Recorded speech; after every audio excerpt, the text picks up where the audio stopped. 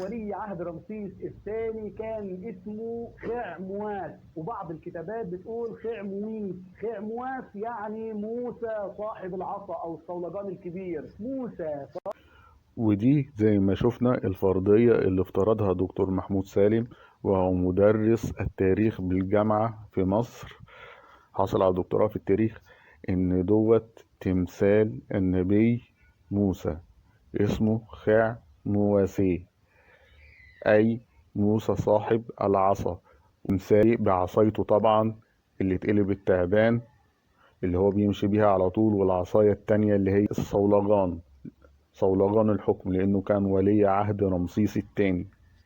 ودي الفرضية اللي أدخلها دكتور محمود سالم، وهو إن قبر مواسي فارغ ومتكسر، مفيهوش المومياء بتاعته. إن سيدنا موسى هرب من مصر وغاب عن مصر حوالي 10 سنوات. طبعا ده شخصية مهمة، ولي عهد، مجرد ما يغيب هنقول للناس، وعايزين نولي حد مكانه بسرعة، فيعملوا له ان هو توفى، وقبر شاهد ان هو توفى، وتم تعيين اخوه الذي يليه في السن، ابن رمسيس الثاني مرنبتاح. الاسم باللغة الإنجليزية خموست، بس بيقول لك برضو also translated as خموسي، يعني التاء في الأخرانية أو حرف التي الأخراني دوت ممكن يكون حرف زائد، زي ما نقول موسى بالعربي، ساعة ما تنقله اليوناني تزود حرف زائد اللي هو اس. والدة سيدنا موسى اللي هي زوجة فرعون است. طيب احنا قلنا من شوية ان التي او التاء او التي دول حرف زائد، يبقى اسمها است، اللي هي اسيا، يبقى نقلت للغة العربية باسم اسيا.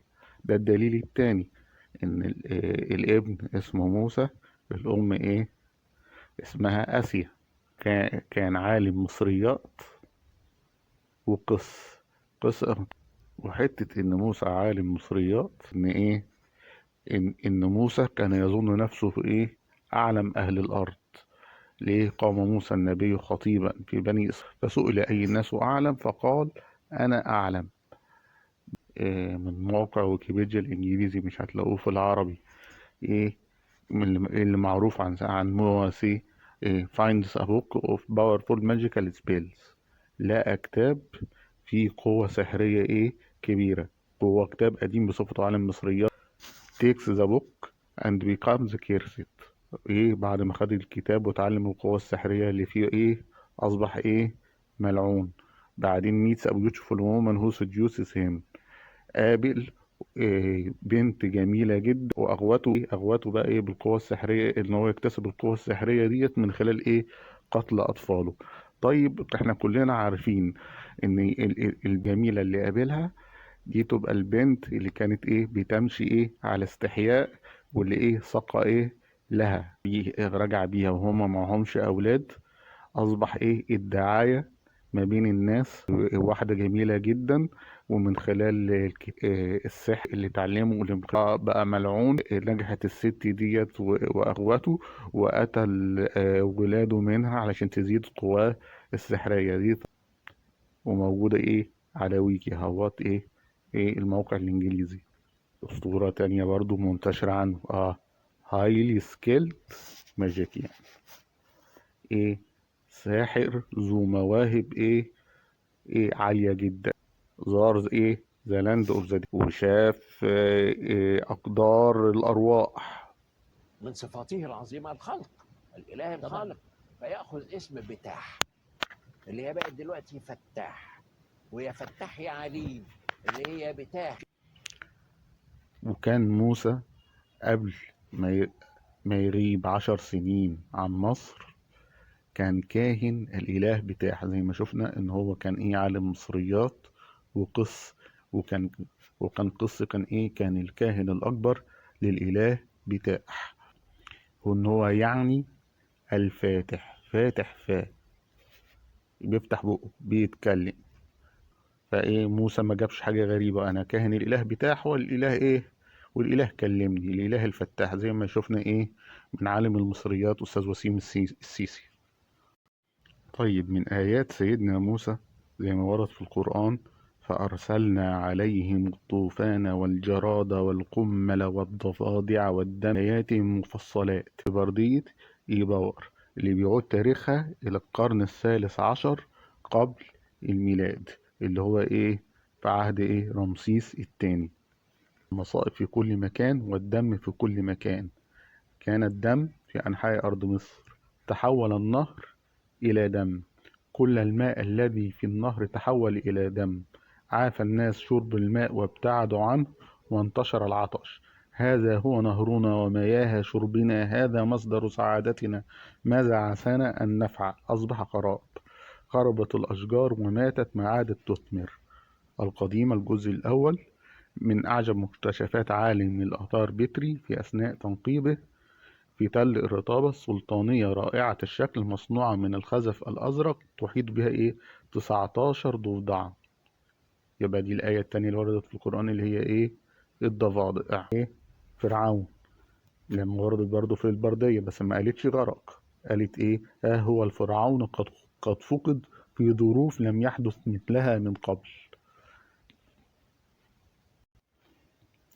عندنا لوحة مرنبتاح اللي مسك بعد رمسيس الثاني، بتحكي عن عن الانتصار على بني إسرائيل. وسميت اللوحة ديت بلوحة الانتصار على بني إسرائيل. وهو بعد انتشار حالة الاضطراب اللي توجدت في البلاد من تحدي سيدنا موسى للفرعون والنهر اللي تحول لدم وحالة القلق اللي ملت مصر وخروجهم وموت الفرعون، نشر إشاعة وكتبها على لوحة إنه انطلق يحارب بني إسرائيل أو إسرائيل، وقطع بذرتهم نهائيا، زي ما يتقال في اللوحة بالظبط، لوحة مرنبتاح. وبكده مرنبتاح مبقاش فرعون الخروج، امال ازاي انتصر على بني إسرائيل وقطع بذرتهم نهائيا زي ما اللوحة ما حكت، زي ما قالت الآية القرآنية. كان رد فرعون في الآية القرآنية آية 18 من سورة الشعراء قال له: ألم نرد ربك فينا وليدا ولبثت فينا من عمرك سنين. يعني معنى الكلام احنا لقيناك وربناك، انت مش ابني اساسا عشان تبقى ولي العهد، وبعدين تيجي تستكتر عليا ان انا ابقى اله مصر. ان مومياء رمسيس الثاني موجودة معانا، هل في اي علامات على مومياء انه غرق؟ انا في رأيي الشخصي انه ما غرقش. ليه؟ لان الايه القرانيه بتقول فاليوم ننجيك ببدنك لتكون لمن خلفك ايه. انا شايف يعني في رايي الشخصي ان الايه لو كانت قالت يوم ننجي بدنك لتكون لمن خلفك ايه، يبقى ساعتها هو غرق، وان البحر لفظ جسده فقط، جسده الميت. لكن لما حرف الكاف دوت انا شايف ان هي عايدة على روحه، يبقى فاليوم ننجيك، ننجي روحك ببدنك، يعني انجئ ربنا نجى فرعون من الغرق. امال مات مات من الاجهاد. ده في رأيي الشخصي اجهاد المطاردة واجهاد محاولة النجاة من الغرق، وان ربنا نجاه على اخر نفس، مات في البر، خدوه حنطوه، وده ربنا لما نجاه ببدنه اتعمل له بزبور، يكون لمن خلفه آية لكل العالمين. اللي بيلف العالم جواز سفر رمسيس الكل بيشوفه. طبعا بعد وفاة فرعون قال لهم يا قوم ادخلوا الأرض المقدسة التي كتب الله لكم. طيب في آية تانية اهبطوا مصر، كان رد فعل قومه انه شايفينه انه راجل كان هيبقى ملك وعايز يرجع يبقى ملك. طبعا واحنا كنا ناس عمال بنشيل احجار ونعمل في مهنة الراعي. لا لا يا عم، احلامك ديت وطموحاتك ديت اللي هي كانت راحت منك وعايز تسترجعها